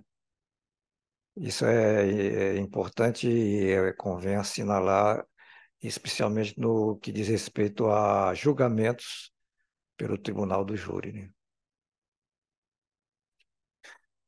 A terceira Câmara Criminal, em desacordo com o parecer da Procuradoria-Geral de Justiça, conheceu e denegou a apelação interposta pelo Ministério Público para manter integralmente a sentença lançada, nos termos do voto do relator. O terceiro processo que chama a julgamento é o habeas corpus número 081, 7990, dígito 15, de minha relatoria. Cuida-se de habeas corpus com pedido liminar, impetrado em favor de Lidiane dos Remédios Miranda, contra ato do meritíssimo juiz de direito da Vara Única da Comarca de Tapera, perpetrado no bojo do processo 0800-446, dígito 59, 2023. Alegou o impetrante que, em 21 de maio de 2023, a paciente fora presa em flagrante pela suposta prática do crime previsto no artigo 33, caput da Lei 11.343/06, tráfico de drogas, custódia posteriormente convertida em preventiva. Afirmou que o decreto prisional contém fundamentação inidônea, porquanto lastreado apenas na gravidade abstrata do delito, inexistindo qualquer indicação concreta de que, solta, a acusada venha a oferecer risco à ordem pública, causar óbice à instrução criminal ou mesmo se evadir do distrito da culpa, o que pode ser corroborado pela pequena quantidade de droga apreendida, pela ausência de indícios que integrem a organização criminosa e por possuir endereço fixo na comarca. Nessa esteira, requereu liminarmente a concessão da ordem para a revogação do ergastro do paciente, expedindo-se o competente alvará de soltura. Subsidiariamente, pugnou pela substituição da prisão por medidas cautelares diversas do cárcere. A inicial foi instruída com os documentos necessários, a liminar foi indeferida e dispensada a requisição de informações. Com vistas dos autos, a Procuradoria-Geral de Justiça, para emissão de parecer, a doutora Maria Luísa Ribeiro Martins opinou pelo conhecimento e denegação do rights. Eu concedo a palavra ao advogado, ao impetrante, apenas adiantando, e aí Vossa Excelência fique à disposição, mas o meu voto é no sentido de concessão da ordem. Ainda assim, o senhor mantém o pedido de sustentação? Excelência, diante dessa informação, a defesa dispensa o uso da palavra. Perfeito. Eu lhe garantirei, se houver divergência, eu lhe garantirei, inclusive, os esclarecimentos de fato. Fique a doutora Regina, como se manifesta o Ministério Público, mantém o parecer? Excelência, uma vez que o parecer não é meu, não conheço esse processo, eu mantenho o parecer pela denegação. Não vou ler nem o parecer da doutora Maria Luísa. Perfeito. Pode, acho que o doutor Samuel também dá para Vossa Excelência só ler a emenda. Exatamente, é basicamente isso. Só fazendo uma breve resumo. Na verdade, houve uma busca na residência da paciente, foi preso o esposo e a paciente. O esposo, eventualmente, ele tem sim registros de envolvimento com o tráfico. No que diz respeito à paciente propriamente dita, e aqui eu quero registrar de que eu estou, inclusive, destacando este fato, de que aqui não se aplicaria ao CORREL o artigo 580. Mas, no que diz respeito à paciente, a, a, a fundamentação da prisão ela se restringe à alegação de que nefastas consequências do crime, risco de reiteração delitiva e a quantidade e natureza da droga, por si só, não são suficientes, seriam, na visão do magistrado, suficientes para a manutenção da prisão. Mas, no caso, se trata de paciente primária, se trata de paciente em que há fundadas dúvidas, inclusive, se ela tem participação no processo criminoso, de maneira que eu estou concedendo a ordem e substituindo a prisão cautelar por outras cautelares, a saber, a proibição de ausentar-se da comarca sem autorização judicial, o comparecimento mensal perante o juiz de origem para justificar suas atividades e a obrigatoriedade de comparecer a todos os atos processuais para os quais for intimada, sem prejuízo de outras porventuras fixadas pelo juiz monocrático, de acordo com sua margem de discricionalidade. Na verdade, aqui me parece que é aquela situação que é muito comum, todos nós que lidamos com essa matéria, de que o marido, muitas das vezes, faz o tráfico, a polícia, na busca, na batida que faz na residência, né, encontra a esposa e aí atribui a ambos a responsabilidade. Tanto que eu quero ressaltar de que eu já estou de antemão dizendo que ao COI investigado não serão estendidos a esta decisão, em razão de que a situação de um não se confunde com a situação de outro. Enquanto essa não há nenhum registro de envolvimento com qualquer tipo de envolvimento com drogas, diferente do marido. Então, é nesses termos meu voto. Eu pergunto ao desembargador Samuel como vota Vossa Excelência. Eu acompanho o voto de Vossa Excelência na íntegra. Desembargador Sebastião Bonfim. Senhor presidente, eu acompanho o voto de Vossa Excelência, tive a oportunidade de ler e só parabenizando Vossa Excelência. A terceira Câmara Criminal, em desacordo com o parecer ministerial, conhece e concede a ordem de habeas corpus nos termos do voto do relator. Eu agradeço ao senhor, ao doutor advogado, ao doutor Elton Tavares Pereira, tá? E o próximo processo é o primeiro, é o habeas corpus número 081680976, paciente Larissa da Silva de Melo, advogado Edvan de Jesus Costa Pinheiro, de relatoria do ilustre desembargador Sebastião Joaquim Lima Bonfim, a quem passo a palavra. Vai ter sustentação? Então, vamos lá. Trata-se de habeas corpus com pedido liminar impetrado por Edvan de Jesus Costa Pinheiro em favor de Larissa da Silva de Melo contra ato do juiz de direito criminal plantonista da comarca de São Luís. Escolhe-se dos autos que foi decretada a prisão preventiva da paciente no dia 22 de 5 de 2023, após deferimento de representação policial com cumprimento em 1º de agosto pela prática em tese do crime tipificado no artigo 157, parágrafo 2º, inciso 2 e parágrafo 2º, a linha A, inciso 1º do Código Penal. Segundo a inicial acusatória, em 4 de abril de 2023, por volta das 13h40, na rua 3, bairro Planalto Vinhais 1, nesta cidade próxima à loja Etnec, o paciente em unidade de designo com Jadson Santos Araújo e Raimundo Nonato Guzmão Mota, com emprego de arma de fogo, subtraiu um aparelho celular marca iPhone XR, cor preta, e um cordão, uma pulseira de ouro, um boné, um fone de ouvido e a quantia de R$60, pertencente ao Avenida Eduardo Rocha Lima. No presente HC, o impetrante alega, em síntese, a ilegalidade da prisão diante da ausência de realização da audiência de custódia, a necessidade da revogação da prisão preventiva por ausência de fundamentação concreta para decretar. O impetrante instruiu a peça de início com os documentos que entendeu pertinente ao caso. A Procuradoria-Geral de Justiça, em parecer da ilustre procuradora doutora Regina Maria da Costa Leite, aqui presente, opinou pelo conhecimento da negação da ordem pleiteada ao relatório, senhor presidente. Agradeço, desembargador Sebastião Bonfim. Concedo a palavra ao senhor advogado, solicitando que, conseguindo o seu nome e a sua OAB para fins de registro, pelo prazo de até 10 minutos. Bom dia, cumprimento a todos, a pessoa do presidente, né, desembargador Gervásio, cumprimento o desembargador Samuel e o relator, eminente desembargador Sebastião Bonfim. Cumprimento também a doutora relatora, a doutora Regina, dizer que fazer um registro, né, que Vossa Excelência, do desembargador Gervásio, quanto ao elogio feito à minha, né, companheira de profissão, né, dizer que Vossa Excelência acaba prestigiando a advocacia, né, porque nós aqui, né, honramos, né, a nossa profissão e assim tentamos fazer da melhor forma possível. Muito obrigado.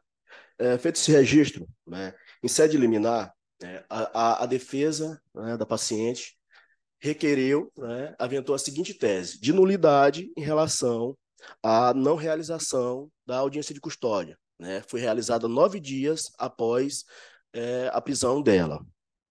E o desembargador Banha, que conheceu o habeas corpus em sede de plantão liminar, não reconheceu essa ilegalidade, né, e achou por bem, como essa casa já deliberou sobre a matéria, de que não há ilegalidade, e sim uma irregularidade, né, quando ultrapassado o limite das 24 horas que estabelece o caput do artigo 310 do Código de Processo Penal.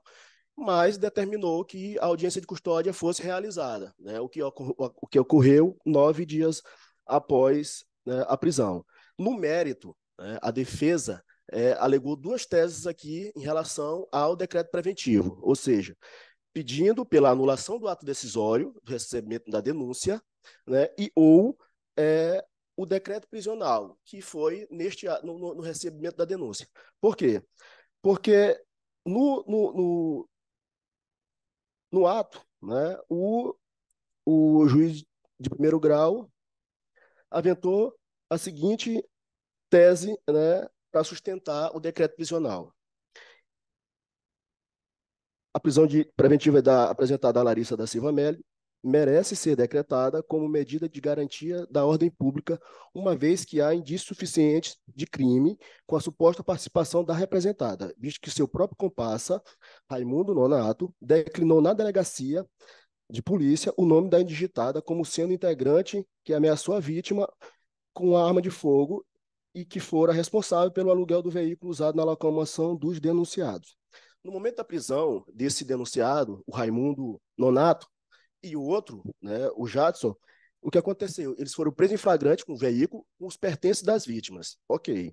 Só que, na primeira oportunidade, o Raimundo Nonato usou o seu direito constitucional de permanecer em silêncio. 12 dias após esse momento, o que aconteceu? Ele prestou um novo depoimento e disse que a Larissa teria participado. E o mais grave ainda, ele reconheceu a Larissa por foto apresentada na delegacia, né? Ou seja, mais uma irregularidade no processo, né? Até porque foi em desacordo com o que diz o artigo 226 do CPP, que o reconhecimento seria feito pela vítima e nos termos do artigo 226 do Código de Processo Penal, e não pelo réu, né? Por um dos réus nesse processo. E aí o magistrado continua, né? O que ele usa também, né, como base para a decretação da prisão preventiva? O fato de a Larissa teria sido denunciada, né, perante a Quinta Vara Criminal pela prática do crime de receptação. Só que não se sustenta essa tese. Por quê? Porque ela confessou essa prática, ela celebrou um acordo de não persecução penal com o Ministério Público, né? Isso reconhecido nos autos, né? Inclusive juntei os documentos necessários sobre esse tema, né? Então também não se sustenta essa tese, né, que o juízo de primeiro grau aventou para decretar a prisão preventiva da paciente. E, claro, não mostrou a necessidade, né, os critérios do artigo 312 do Código de Processo Penal. Aqui eu gostaria, inclusive, de citar 2 casos conhecidíssimos, né, do Paulo Antônio, lá de Minas, que passou mais de 10 anos preso e depois foi reconhecido, né, que ele não participou de crime algum, né, e também as características desse reconhecimento foram parecidas com a da paciente, né? Passou mais de 10 anos e as instâncias superiores acabaram por inocentá-lo, né? Reconhecendo a nulidade. E também do Ederson Lima, que é um caso lá do Amazonas, que ficou preso também por um longo período e acabou contraindo a AIDS, porque foi estuprado dentro do presídio, né? E se constatou também que ele não teve participação e ele foi reconhecido de forma ilegal, né? Então, inclusive, a jurisprudência do Supremo Tribunal, né, que foi firmada no RHC 206846 de relatoria do ministro Gilmar Mendes, né, ele firmou o seguinte entendimento, abro aspas, diante da ausência de regulamentação normativa das deficiências práticas da prova obtida por meio de reconhecimento fotográfico a ser analisada com cautelas. Além disso, é necessário fazer produção posterior de provas em juízo e corroboração com outros elementos probatórios, né, nos autos. Esse posicionamento de Gilmar Mendes, né, ele teve como base o HC do STJ, o que já tinha firmado entendimento, a sexta turma, no sentido de quê? De que também o reconhecimento deve obedecer os parâmetros do artigo 226 do Código de Processo Penal, né, relator desembargador Bonfim. Então, a irregularidade foi que, no momento desse reconhecimento, o acusado, o Raimundo Nonato, inclusive nesse ponto, né, a ele foi concedido a liberdade provisória. No outro dia, foi preso, a ele foi concedida a liberdade provisória. E o outro acusado que foi preso junto com ele, só não foi concedido porque ele tem uma extensa ficha criminal, assim como o Raimundo Nonato também tem, né? Inclusive, juntei isso aos autos, né? Os dois têm fichas criminais. A paciente tem, sim, esse acordo de não persecução penal, mas é só tão somente isso, né? Então, por todas as razões, né, a defesa entende que não cabe, né, não caberia o recebimento da denúncia com base em um único depoimento de um acusado e não tem suporte probatório nos autos que corrobore com esse depoimento, né? Inclusive foi feito fora dos parâmetros já citados. Então, a defesa requer a anulação, né, do recebimento do ato decisório ou a concessão da ordem para que a paciente, né, aguarde esse processo em liberdade, né? Até porque, né, ainda não tem suporte probatório mínimo para que ela seja processada, né? É o que pede a defesa. Muito obrigado. Devolvo a palavra, presidente. Agradeço ao ilustre advogado e indago a doutora Regina como se manifesta a Procuradoria de Justiça. Manifesta-se esta Procuradoria de Justiça Criminal pela parcial prejudicialidade do presente jurade, impetrada em favor de Larissa da Silva de Melo, em razão da perda superveniente do seu objeto, nos termos dos artigos 336 do Regimento Interno do Tribunal de Justiça do Maranhão e 659 do Código de Processo Penal. Por outro lado, na parte conhecida, pugna pela denegação, face à ausência da alegação da alegada coação legal, uma vez que a denúncia já fora recebida e já tem a audiência marcada para 26 de setembro de 2023. Confirmo o parecer. Da minha autoria. Agradeço, doutora Regina, e devolvo a palavra ao relator, desembargador Sebastião Bonfim. Obrigado, senhor presidente.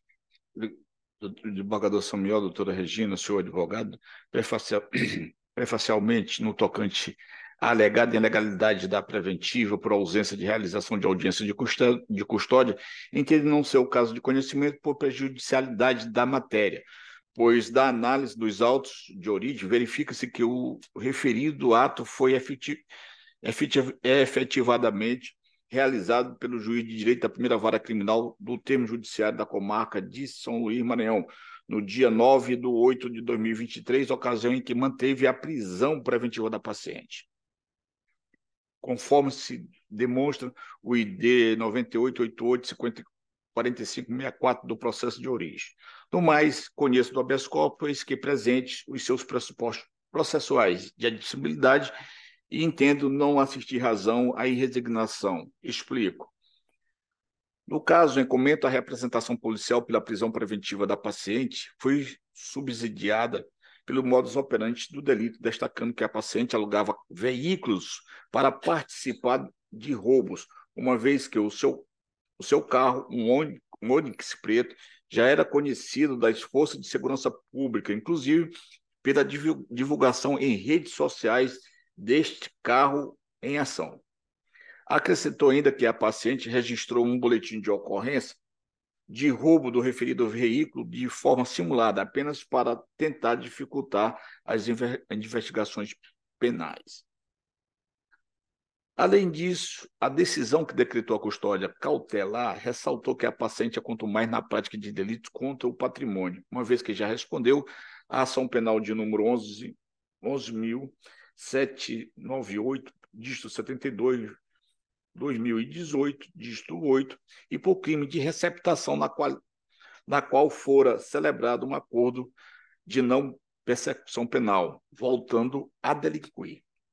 Nessa esteira, ressalta-se que o Superior Tribunal de Justiça entende que a idônea decisão de prisão preventiva fundamentada no risco de reiteração criminosa é extraída da necessidade dos maus antecedentes. Aqui cito o HC 688, dígitos ponto 069 de Santa Catarina, de relatoria do ministro Rogério Signetti Cruz, da sexta turma.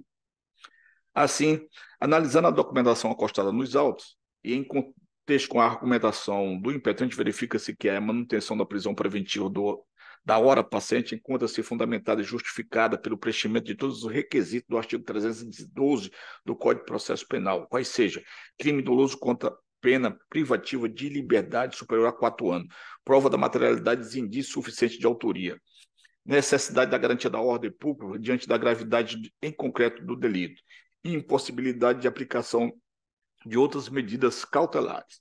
Acrescenta-se que, consoante já decidido pelo Supremo Tribunal Federal, em crimes praticados com especial violência ou grave ameaça à pessoa, como for o caso, o ônus argumentativo em relação à periculosidade concreta do agente é menor, haja vista que o modus operandi já evidencia a necessidade de manter a prisão preventiva. Vejamos, aqui cito o agravo regimental de relatoria do ministro Roberto Barroso.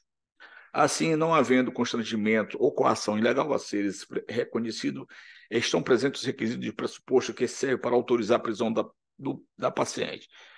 Se faz impositiva a manutenção da medida de exceção. Ante o exposto, de acordo com o parecer da Procuradoria-Geral de Justiça, conheço parcialmente do habeas corpus e na extensão denego a ordem privada. Como voto, senhor presidente? Agradeço, desembargador Bonfim. Dá ao desembargador Samuel Souza como vota, Sua Excelência. Acompanho o voto de Vossa Excelência, desembargador Bonfim. Eu também não tenho dúvida em acompanhar Vossa Excelência por dois aspectos. O primeiro deles, em função de que há nos autos notícias de que a paciente é contumaz na prática de assaltos. E o segundo é que boa parte da sustentação oral feita pelo ilustre advogado, a quem parabenizo pela sua manifestação, foi centrada no argumento de que não houve respeito ao artigo 226 do Código de Processo Penal, que trata do reconhecimento. Mas veja, ali é quando se trata, o habeas corpus não é o momento adequado para tratar da questão. Essa é matéria que deve ser investigada no curso da instrução. Além do que, aquela norma, ela não é voltada ao CORREL. Se é CORREL, participou, né? Mas, de qualquer forma, é uma matéria a ser debatida e discutida quando do curso da instrução. Então, de maneira que, de acordo com a Terceira Câmara Criminal, de acordo com o parecer do Ministério Público, conhece parcialmente do habeas corpus e, nessa extensão, denega a ordem, nos termos do voto do relator. Eu estou retirando de pauta a apelação criminal 00266630 e retornando para a virtual, considerando que o senhor advogado, não obstante tenha requerido a sustentação oral, não se fez presente à sessão. Então, de maneira que eu estou retornando para a pauta virtual. E aí passamos então ao habeas corpus. Passamos então ao habeas corpus de número 6. Williams Nascimento Paes, da minha relatoria. Cuida-se de habeas corpus com pedido liminar impetrado em favor de Williams Nascimento Paz, contra ato do meritíssimo juiz de direito da Vara Única da Comarca de Maracassumé, perpetrado no bojo do processo 080-1070-66-2023.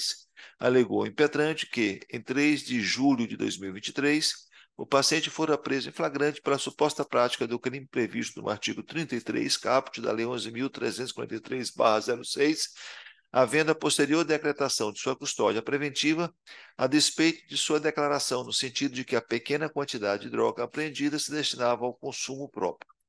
Afirmou que o decreto prisional contém fundamentação inidônea, inexistindo qualquer indicação concreta de que, solto, o acusado venha oferecer risco à ordem pública, causar óbice à instrução criminal ou se evadir do distrito da culpa, o que pode ser corroborado por seus predicados pessoais favoráveis, não elididos por passagens anteriores pela polícia como mero usuário de entorpecentes. Nessa esteira, requereu liminarmente a concessão da ordem para a substituição da prisão preventiva do paciente por medidas cautelares alternativas ou subsidiariamente por sua colocação em regime domiciliar. A inicial foi instruída, a liminar foi indeferida, dispensada requisições de informações à autoridade digitada coatora. Com vista dos autos, a Procuradoria-Geral de Justiça para emissão de parecer, a doutora Maria Luísa Ribeiro Martins, opinou pelo conhecimento e denegação da ordem. É o breve relatório. Eu indago ao secretário se efetivamente o advogado não se encontra. Não. E aí, passo a palavra, então, à procuradora, doutora Regina. A senhora mantém o parecer? Mantenho o parecer pelo conhecimento e denegação da ordem. Perfeito. Eu estou, no meu voto, proferindo, estou em linha oposta e com a devida venha ao Ministério Público, eu estou conhecendo e concedendo a ordem. De fato, o paciente ele foi preso na madrugada do dia 3 de julho de 2023, no arraial da cidade Centro Novo do Maranhão. Aqueles arraiais que ocorrem nessas cidades, né?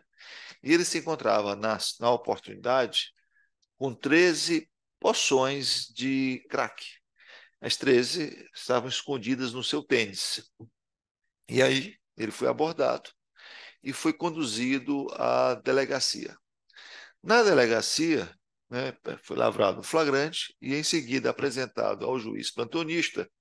Este manteve, sob o argumento de salvaguardar a ordem pública e tendo como base a gravidade concreta do delito de tráfico de drogas, manteve a prisão. E, basicamente, sustentou de que a venda da droga, a suposta venda da droga, estaria ocorrendo em local público, no arraial. Pois bem, ainda acrescentou para a fundamentação do periculum libertatis o fato de que teria o autor 4 processos, respondendo a 4 processos. 2, supostamente por tráfico de drogas, 1 por desobediência e um 4º por dirigir em via pública sem habilitação. Então, com base nesses fundamentos, manteve a prisão provisória. Eu, ao examinar, todos sabem que eu tenho muito cuidado com essas questões. Primeiro, a quantidade de drogas era relativamente pequena, 13 pedras de crack, 13 bem pequenas, estavam inclusive escondidas no tênis. Das 2 ações penais apontadas pelo juiz plantonista para sustentar a prisão preventiva, 2 delas não tiveram sequer as denúncias conhecidas, recebidas. Né? A 000-1881-06 e a 000-33-9, dígito 16, foram rejeitadas, as denúncias foram rejeitadas pelo juízo de base. Ou seja, os processos não houve o recebimento da denúncia. Então, a fundamentação de que ele teria respondido por 2 processos, elas foram rejeitadas, em decorrente, inclusive, de uma delas, por questão da nulidade da prova. O 3º processo, que seria o processo por crime de desobediência, foi arquivado, eis que reconhecida a prescrição punitiva do Estado. E o 4º processo, né, que é um termo circunstanciado de ocorrência, lavrado em paciente, encontra-se sem nenhuma movimentação desde o dia 27 de junho. Então, assim, os fundamentos utilizados pelos juízos de base para a manutenção da prisão, que eram os 4 processos, 2 deles não foram recebidos, um foi extinto e o outro, que é a direção sem habilitação, o termo circunstanciado, foi lavrado e não há movimentação de junho. De maneira que eu entendo, nessas circunstâncias, não se trata de alguém voltado ao crime, pelo menos não há essa observação, embora possa ter alguém com algum envolvimento. Então, eu estou conhecendo do habeas corpus, concedendo para substituir por medidas diversas do cárcere. Basicamente, proibição de ausentar-se da comarca sem autorização judicial, comparecimento mensal perante o juiz de origem para justificar suas atividades, obrigatoriedade de comparecer a todos os atos processuais para os quais foi intimado, recolhimento domiciliar no período noturno, considerando que ele foi encontrado no período noturno, e aí eu estou estabelecendo a monitoração eletrônica nos 100 primeiros dias, porque se é para evitar que ele saia de casa no período noturno, sem prejuízo, né? 100 primeiros dias, porque é basicamente o que estabelece a resolução do Conselho Nacional de Justiça, nada impede que o juiz possa, de base, se for o caso, entender conveniente, prorrogar esse prazo, sem prejuízo de outras a serem fixadas pelo juízo singular, inclusive a prorrogação do prazo de monitoramento de acordo com a sua margem de discricionalidade. É nesse sentido que voto, de maneira que eu indago ao desembargador Samuel Costa, como vota Vossa Excelência. Samuel Souza. Samuel Souza, como vi aqui o Costa, como vota Vossa Excelência. Desembargador Gervásio, eu acompanho o voto de Vossa Excelência e faço uma observação interessante aqui quanto ao levantamento desses processos a que o paciente respondeu, né? Aliás, não foram processos que ele tenha respondido efetivamente, né? Não houve, não. Dado que 2 denúncias não foram recebidas, né? Se Vossa Excelência me Na permite... verdade, ele vamos dizer aqui, não com uma palavra de peso. Ele seria ainda uma espécie de réu primário, tecnicamente primário. Se Vossa Excelência me permite, tem um detalhe que eu às vezes percebo, e aqui não é nenhuma crítica aos demais colegas das outras unidades, das outras câmaras, mas o que eu percebo algumas vezes é que nós precisamos utilizar melhor o recurso do PJE. Significa dizer o quê? Na hora que o juiz magistrado, primeiro grau, ele cita 4 processos, eu tenho ali a possibilidade de rapidamente examinar como é que estão aqueles processos, né? O PJE, o processo eletrônico nos permite essa facilidade, né? Assim, então, rapidamente, a própria assessoria examina, assim, olha, o processo tal está assim, o processo tal está assado. Porque, eventualmente, pode ser até que, não é o caso, mas poderia ser o caso, por exemplo, em que um processo desse já tivesse sido julgado e ele condenado, por exemplo. Certamente, a minha posição seria outra, né? E às vezes eu percebo, e aqui com todas as venhas, não se trata aqui de fazer nenhuma crítica, mas às vezes eu percebo de que nós nos comportamos ainda como se fosse o processo físico. Porque, de fato, no processo físico haveria uma dificuldade para você examinar como é que estava o processo. Não é o caso do eletrônico, né? Então, assim, fica aí até uma sugestão a Vossa Excelência, né, nas suas, né, de ter essa... Sim, nós já tivemos... Esse processo eletrônico, ele já evita muito até da gente estar procurando e pedindo informação. Informações. Então, já pode, olha lá. Eu só peço informações quando há alegação de excesso de prazo. Eu vejo aqui até a assessoria de Vossa Excelência, às vezes a gente está lendo o voto aqui, a Carol, ela, e já vai procurando logo aqui, saber se isso já vai tudo quando o desembargador Gervásio vai votar, já está em tudo isso. Esse cuidado. Eu devolvo a palavra a Vossa Excelência. Já temos tido esse cuidado, desembargador Gervásio, recentemente, né? Numa situação em que o juiz dizia extensa folha criminal, né? Uma longa e ali mencionava pelo menos 5 processos. E nós fomos examinar cada um desses processos. E, de fato, a situação não era boa para o réu, né? Para o acusado, o paciente, né? No caso de habeas corpus, né? Esse cuidado a gente deve ter para não incorrer em erro. A folha é extensa, mas sabe lá qual o resultado de qualquer um desses processos, né? Qualquer um desses processos. Então, não se vai fazer um julgamento precipitado, né? Essa observação é boa, pertinente e já, de certa forma, a gente está tendo esse cuidado, né? Todo cuidado é pouco, né? Todo cuidado é pouco quando se trata da liberdade alheia. Como Assim, vota o desembargador Sebastião Bonfim. É o segundo maior bem do cidadão. Primeiro é a vida, depois é a liberdade, né? Mas o que se vê aqui, do desembargador Gervásio, é que muitos colegas dizem que ele responde 3, 4 processos, mas ele não julga. Muitas vezes o processo está na própria vara dele, ele não julga, né? E aqui, eu não tenho nenhuma dúvida em acompanhar Vossa Excelência esse rapaz, o paciente está preso desde junho, nas festas juninas, entendeu? Praticamente, e só queria também fazer uma observação, Vossa Excelência, se caso a CEAP não disponibilizar a tornozeleira, que não seja empecilho para botar em liberdade. Consignando isso no meu voto, com a observação de que, se eventualmente não for disponibilizado de imediato a tornozeleira, que ele fica com o compromisso de retornar para colocá-la assim que disponível. Tá? Então, por unanimidade.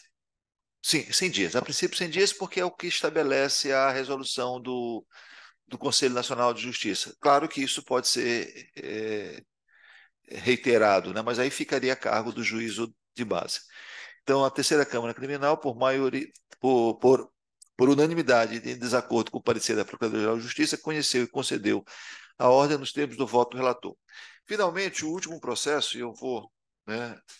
O último processo é um habeas corpus criminal. Senhores, que na verdade eu apenas trouxe esse processo para a sessão presencial. Ele, na verdade, trata-se de um habeas corpus impetrado por Francisco das Chagas Pereira, contra ato do meritíssimo juiz de direito da segunda vara da comarca de Araioses, em que ele impugna uma sentença que foi proferida por aquele juízo e que o condenou nas penas do artigo 33 e 35.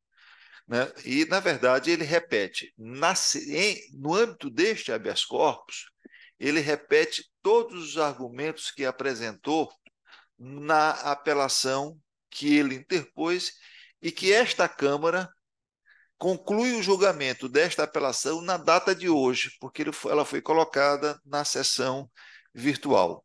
O Ministério Público deu parecer no sentido de não conhecer não conhecer do HC, aliás, pelo conhecimento e denegação do rights, né? E eu pergunto, eu não estou conhecendo, porque estou compreendendo que se trata de um sucedâneo de um recurso que, aliás, já está em vias de ser o resultado declarado, porque a sessão virtual na qual ele foi colocado termina exatamente hoje às 15 horas. Então, na hora que todos os colegas, os pares, concluir a sua votação na sessão virtual, aquele objetivo do HC, que é o mesmo da apelação, estará, se for o caso, atendido ou não. Então, eu pergunto apenas a ilustre procuradora se ela... Adequo pelo não conhecimento. Pelo não conhecimento. Perfeito. Então, a terceira Câmara Criminal...